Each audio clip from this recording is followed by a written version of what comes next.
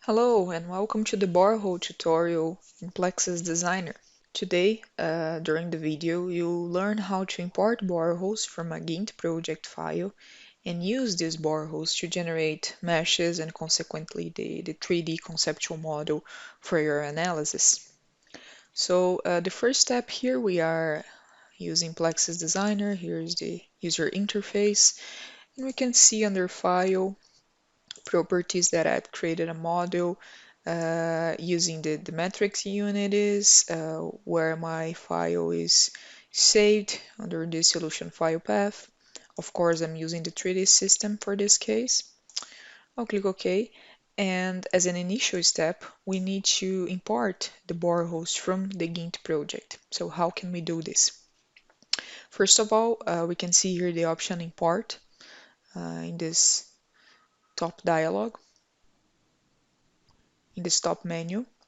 So if you click import, you see here that we actually have different options of entities to import in PLAXIS Designer, but let's focus on these two options here. So we can bring boreholes from a CSV file, right? And you can manage your CSV file with the information required to bring the boreholes, or you can bring from a gINT project if you indeed use gINT to manage and handle all your field data, right? So we can click here on borehole from gINT, and when we do this, we need to select here, right, gINT project file, and you see that I'm using the example for this tutorial, gINT sample dataset. I have here the file. We can see that is indeed a gINT project database. I can double click, and then the first information we have to map in order to bring these boreholes from gINT is actually these two dialogues here. So the borehole point mapping, which means that we need the borehole location, the top surface, the surface elevation of the borehole, sorry, and also, for example, the lithology mapping. So we need to know what table of gINT is naming the layers for us and defining the top bottom of each of these layers, right? So as you can see here, PLAXIS Designer automatically mapped for us the right column, but you could also up here in the drop down menu and select other options as well. Okay, yeah, that's it. The information that we need right now. We could also click on import survey data, but then the survey data would be in case of having, for example, an inclined borehole or something like that, that you have the azimuth and the dip direction. Okay, it's not the case here. I'll just disable and click OK. Great. So you can see that when importing the boreholes from the gINT, all the boreholes, and of course, based on the borehole ID, will appear under the editable data. And besides the borehole location, as we can see here, right, based on each coordinate, we also have the materials associated to this gINT project, which means that this is the list of different materials types used to define layers in each of the boreholes. Okay. So for example, if I click on the borehole C2, you can see that it was highlighted on the screen for us here on the canvas. So C2 is this borehole here. So we can also see the properties of the borehole as the coordinates, elevation, and we can manually adjust this if we want after importing, that's fine. But one good aspect here is actually the mapping of the layers. So you can see that from 0 to 0.3 we have the topsoil and then the SM and so on, right? So this is the information we need to generate the meshes because we'll interpolate through these layers to get the final model. I'll click OK. Okay, and one additional thing, I'll just come here under view because I want to change the scaling of the Z elevation to make things a bit easier. So scale Z, I will change to 1 to 2, and then we can get a better perspective of how the layers are set for the boreholes. Okay, so we have the borehole set. We could, if we want, come here, right click, actions, and generate the volumes from boreholes. What would happen?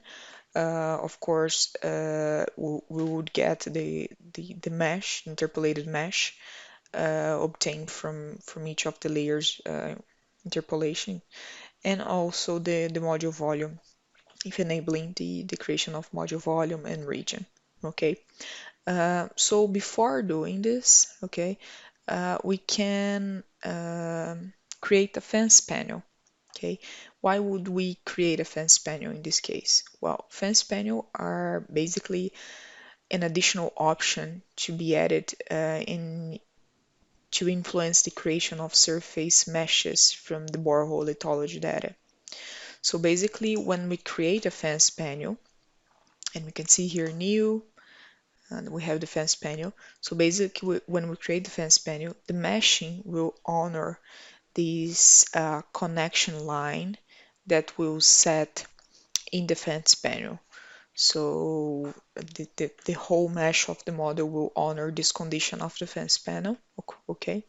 And the fence panel can be auto-generated, or we can also draw manually and define the extension of a layer or the other. Well, how can we set a fence panel? We could come here under new and create on fence panel. I'll just change the 2D to the plan view, and I will then click here on new fence panel. You can see that when we click on fence panel, a fence panel entity will be added.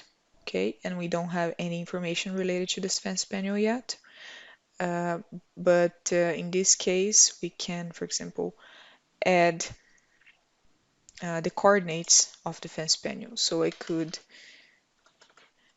pick the coordinates by drawing them in Canvas, or I can also copy and paste the coordinates. I'm respecting here the coordinates of the tutorial. That's why I'm typing. Yeah, so if you see this blue zone here is actually the extension of the fence panel, and you can imagine that these boreholes that are included under this blue zone will be used to set the fence panel. Okay, we can also change here the width to 50 to 75, and you can see that it extends a bit the borders of the fence panel region. Okay, great. So we can now click here on switch to fence view. So we can see the boreholes in a 2D view, Z and X, right? Respecting the extension of the fence panel. And we have all these boreholes in the fence panel. Now, if we see here these two boreholes, right? We can, for example, set a certain condition here. So, for example, I could pick here the option to draw. You see that when we click on draw, we have these green circles here, they are ovals when the model is scaled as it is now. And basically they indicate the allowable position on the borehole to attach the connection line, right? So in this case, what I will do is draw a line connecting this bottom layer here and W4. So left click, and I'll say that it will extend until here, and point connection will be B5, right? So I can double click and included this line, and then I can add a second line here and say that the top of this gray layer here will basically respect the level here of the bottom portion and right click. As you can see, basically what we did is limiting the extension of these two layers here.